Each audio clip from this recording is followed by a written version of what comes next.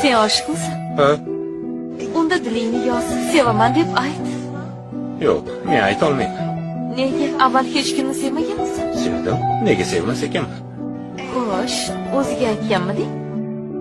Anchagacha uzoqdan sevib yurdim.